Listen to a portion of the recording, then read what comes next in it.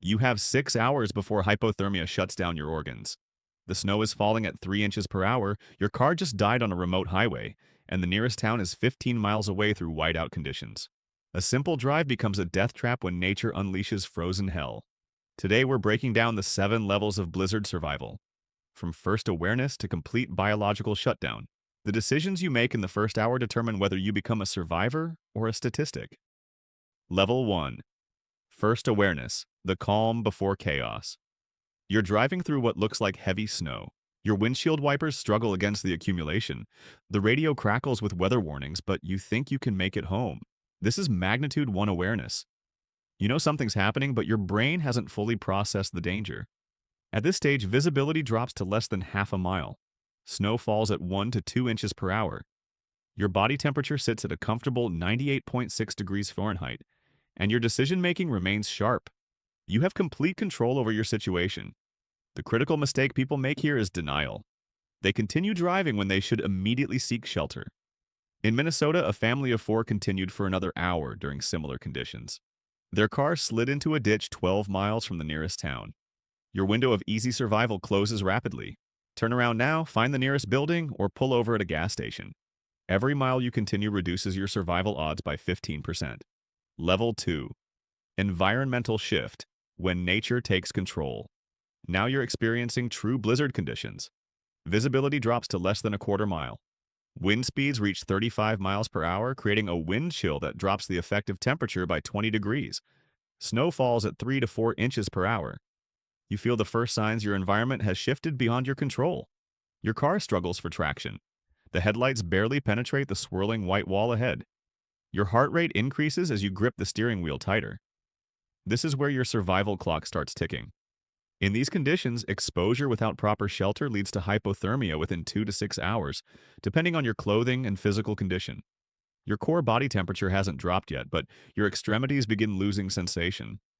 The storm in Buffalo, New York trapped hundreds of motorists in similar conditions. Those who stayed with their vehicles and conserved body heat survived. Those who attempted to walk for help in 35-mile-per-hour winds died within 3 hours. If you're still mobile, immediately find substantial shelter. If your car dies, you have minutes to make the decision that determines your survival.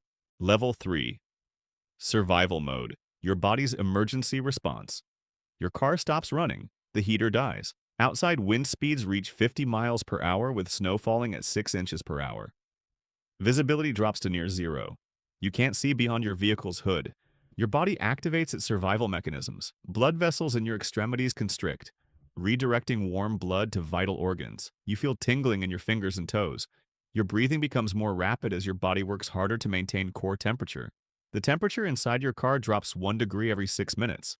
Within the first hour, interior temperatures match the outside air, potentially 20 degrees below zero with wind chill. Your body burns calories at 3 times the normal rate trying to generate heat. In Colorado, a man survived 4 days in his car during a similar blizzard by rationing his energy, staying inside his vehicle, and using floor mats as insulation. He understood that his car provided crucial wind protection. Even without heat, it was still his lifeline. Your survival now depends on 3 critical factors: shelter integrity, calorie conservation, and maintaining core body temperature above 95 degrees. Drop below this threshold and your cognitive function begins deteriorating rapidly. Level 4. Critical decisions. The make or break moment. You've been stranded for 2 hours, your fingers struggle to work properly. The cold has penetrated your outer layer of clothing. Snow continues falling at 8 inches per hour and your car is becoming buried. This is decision point alpha. Your core temperature has dropped to 96 degrees. You're entering mild hypothermia territory. Your thinking becomes slower, less precise. The urge to panic increases, but panic kills faster than cold. You face the most critical survival choice: stay with the vehicle or attempt to find help. Statistics are brutal here. 85% of people who leave their vehicles in blizzard conditions die within 4 hours. 15% who stay with proper techniques survive beyond 24 hours. A woman in Montana faced this exact scenario. She chose to stay in her car, used her spare clothing to insulate the interior, and rationed her snacks and water. Rescue teams found her after 18 hours, cold but alive. Her neighbor, who attempted to walk to a farmhouse he remembered seeing earlier, was found frozen 300 yards from his truck. Your cognitive window for good decision-making is closing. Whatever choice you make now determines whether your family receives a phone call or a visit from authorities. Level 5. Physiological Cascade. When your body turns against you, 4 hours trapped, core temperature drops to 94 degrees. Moderate hypothermia begins its assault on your body systems. Your shivering becomes violent and uncontrollable, your muscles working desperately to generate heat. Your heart rate becomes irregular. Blood pressure drops as your cardiovascular system struggles with the cold. Fine motor skills disappear completely. You can't operate zippers, buttons, or your cell phone effectively. Your speech becomes slurred. The metabolic cost is enormous. Your body burns through energy reserves at 5 times the normal rate. Without food, you'll exhaust glycogen stores within 6 hours. Once that's gone, your body begins breaking down muscle tissue for fuel, accelerating heat loss. Most dangerous is the mental component. Paradoxical undressing begins in some victims. The hypothermic brain malfunctions and sends signals that you're overheating. People remove clothing in sub-zero conditions, accelerating their death. In Alaska, search teams regularly find victims partially clothed despite freezing temperatures. The hypothermic brain betrays rational thinking. This is why preparation and early decision-making matter more than physical toughness. If you've made it this far, survival requires understanding that your brain is no longer fully reliable. Follow predetermined protocols, not impulses. Level 6. System Breakdown. The point of no return. 6 hours. Core temperature reaches 92 degrees. Severe hypothermia triggers cascade failure in multiple body systems. Your shivering stops completely, not because you're warming up, but because your muscles lack the energy to continue. Your heart develops dangerous arrhythmias. Breathing becomes shallow and irregular. Kidney function begins shutting down as blood flow redirects entirely to your brain and heart. Your liver stops effectively processing toxins. Consciousness becomes intermittent. You experience periods of confusion followed by brief clarity. The cold doesn't hurt anymore, a dangerous sign that your nervous system is shutting down pain receptors to conserve energy.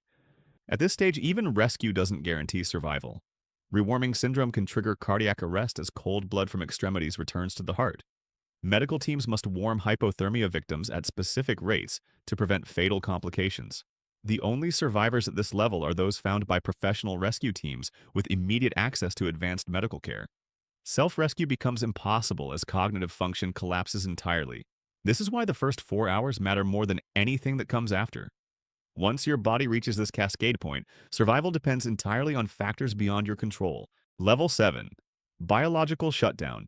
When physics takes over. Core temperature drops below 90 degrees. Your body enters a state that's essentially suspended animation. Heart rate drops to fewer than 30 beats per minute. Breathing occurs only once or twice per minute.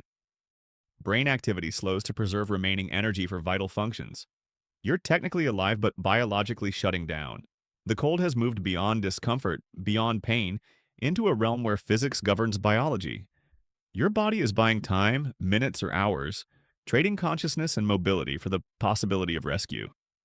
Remarkably, some people survive even this level of hypothermia if found quickly and rewarmed properly in medical facilities. The record for successful revival stands at core temperature of 56 degrees, essentially frozen solid but still recoverable with proper treatment. However, reaching this point while stranded alone means death is inevitable without immediate professional intervention. Your survival window has closed completely. The difference between survival and death happens in the first hour, before your body shuts down, while your mind works clearly. What's your winter emergency plan? Share your survival strategies below and subscribe for more life-saving breakdowns. What extreme situation should we analyze next?